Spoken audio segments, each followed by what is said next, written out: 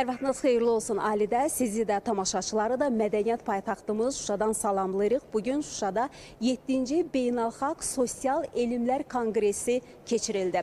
Qeyd edək ki, bu konqres 2 gün bundan əvvəl Bakıda başlamışdı. 2 günlük Bakı toplantısında dünyanın müxtəlif ölkələrindən 520-dən çox alim iştirak edirdi. Əsasən də qardaş ölkə olan Türkiyədən gələn alimlər idi.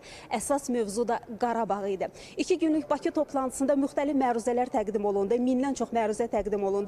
Konqresin 3-cü günü isə mədəniyyət paytaxtı Şuşada reallaşdı. Mövzu da Qarabağın, Şuşanın mədəniyyəti idi. Müxtəlif məruzələrlə, müxtəlif universitetlərdən olan alimlər çıxış etdilər, məruzələrini təqdim etdilər. Bir daha çıxışlarda vurğulandı ki, Şuşa Azərbaycan mədəniyyətini təkcə deyil, Qafqazın incisidir, Qafqazın mədəniyyət ocağıdır. Şuşada müxtəlif dini, təhsil, mədəni abidələr var ki, onlar araşdırılmalıdır, onlar öyrənilməlidir. Xüsusilə 30 illik işğaldan sonra Şuşanın işğaldan azad olunmasından bağlı bugün burada yaranan reallıqlar, vəziyyət fövqəladə şəkildə tələb edir ki, bu istiqamətdə tədqiqatlar aparılsın. Bu çıxışlarda da bir daha vurğulandı. Yekun olaraq burada qeyd olundu ki, 1000-dən çox burada təqdim olunan məruzələr var. Həmin məruzələr müxtəlif universitetlərin, alimlərin məruzələridir.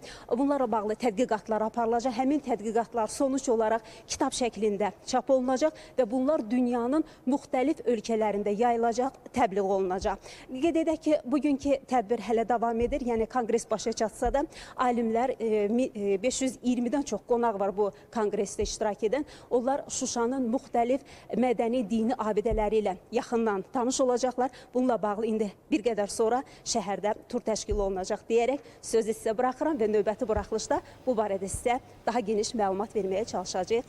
Buyurun.